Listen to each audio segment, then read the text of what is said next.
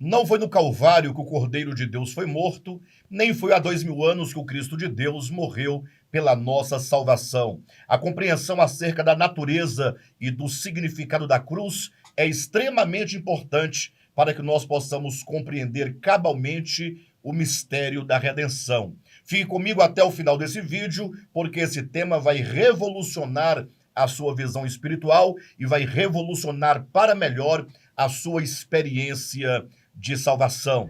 Já vai deixando aí o seu like. Se você não é inscrito no nosso canal, se inscreva e acione também todas as notificações. Este é o seu canal Que é a Verdade e eu sou Alexandre Rodrigues, um mero mortal eternamente em busca da verdade.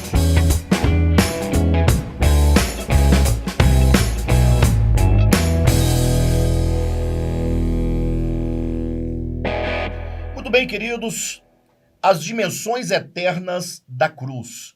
Hoje nós queremos demonstrar, por meio da Escritura Sagrada, que a cruz de Cristo, que a cruz do nosso Senhor, quanto à sua morte, ela tem dimensões eternas. Ou seja, a morte do Cordeiro de Deus, que nos traz salvação, ele é muito maior do que o tempo e o espaço.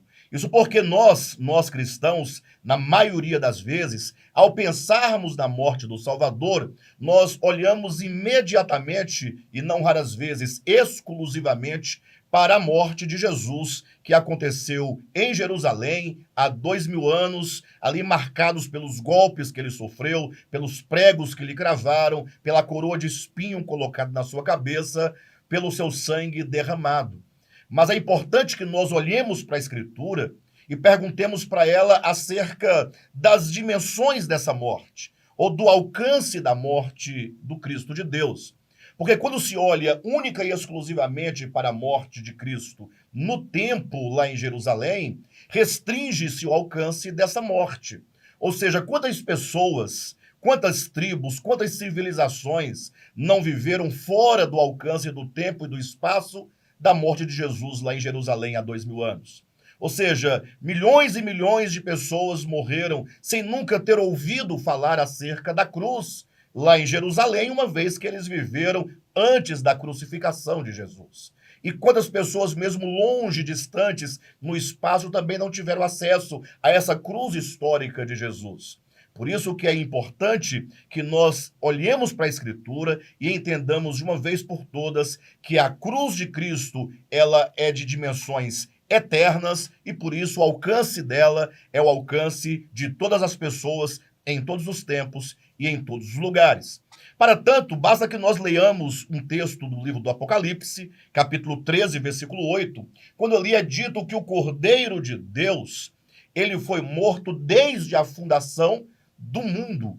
Ou seja, se você perguntar à Escritura quando foi que o Cordeiro de Deus foi morto, logo ela lhe responderá expressamente: o Cordeiro de Deus foi morto desde a fundação do mundo. Ou seja, é antes que o mundo passe a existir, é antes que o mundo seja gerado, antes que o mundo seja fecundado, já o Cristo de Deus, o Cordeiro de Deus, já estava ali no seu processo de morte, no processo de doação de si mesmo. Logo, nós vamos entender que essa morte do Cordeiro de Deus, antes da fundação do mundo, não deve ser entendida como uma morte física, ou como meramente morte física, mas deve ser compreendida como o apóstolo Paulo ensina lá no livro dos Filipenses, no capítulo 2, a partir do versículo 5, quando ele diz: tende em vós o mesmo sentimento que houve também em Cristo Jesus, que sendo ele Deus. E aqui começa toda a narrativa, né, toda a expressão dessa morte do Cristo de Deus antes da fundação do mundo. Sendo ele Deus, não julgou por usurpação o ser igual a Deus. Começa ali um processo do esvaziamento de si mesmo. Embora seja ele Deus, ele não se apega a esse fato e ele então entra num processo de esvaziamento. Diz a Escritura que ele então se identifica com o homem, tornando-se homem, se faz servos dos homens, e aí então ele sofre a morte de cruz. Nesse sentido, aquilo que acontece lá no Calvário, em Jerusalém, há 2000 anos atrás, se torna a manifestação pública e universal da morte que o Cordeiro de Deus sofreu desde a fundação do mundo. Ou seja, a sua morte real acontece desde a fundação do mundo.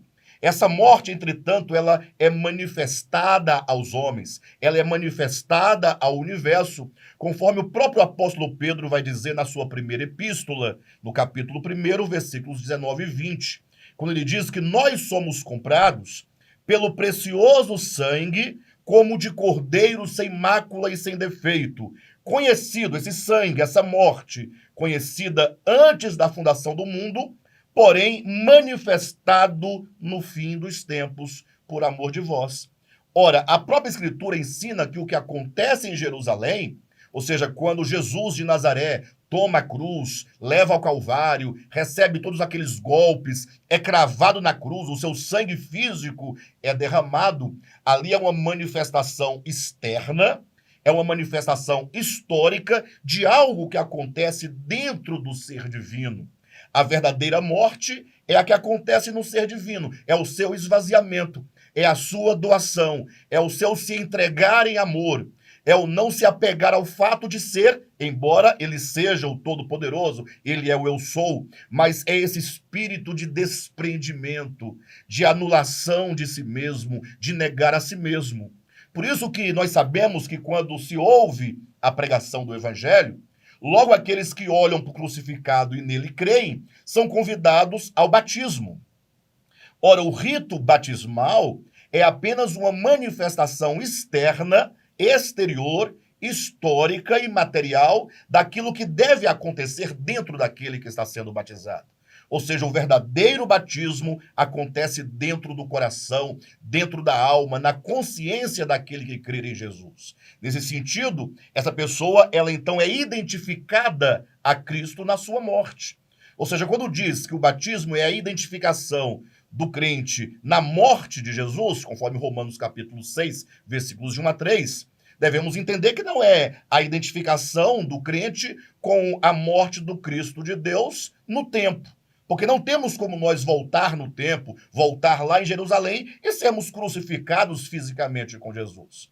Então, quando a pessoa crê no crucificado, então ela se une verdadeiramente ao Cristo de Deus na sua morte, nesse esvaziamento. Ou seja, tende em vós o mesmo sentimento que houve em Cristo Jesus. Nesse sentido, só se pode falar de salvação autêntica aqueles que experimentam essa crucificação, esse ser crucificado, esse morrer interior.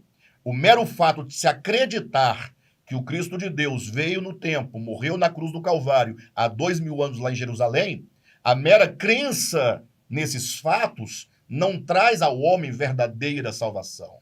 Apenas isso se torna um dogma, né, e uma ideia que passa a ser então defendida por um determinado ramo de uma religião. Agora, o que verdadeiramente salva o homem é quando o homem olha para o crucificado e ele entende que aquela sua crucificação no tempo é a manifestação do coração de Deus. Um coração abnegado, um coração, né, que não se apega ao fato de ser, que não reivindica, que não julga, que não condena, mas que tão somente em amor se entrega. Por isso que Jesus disse no Evangelho de Mateus, no capítulo 16, se alguém quiser vir após mim, negue-se a si mesmo, tome a sua cruz e siga-me. Este é o verdadeiro morrer com Cristo.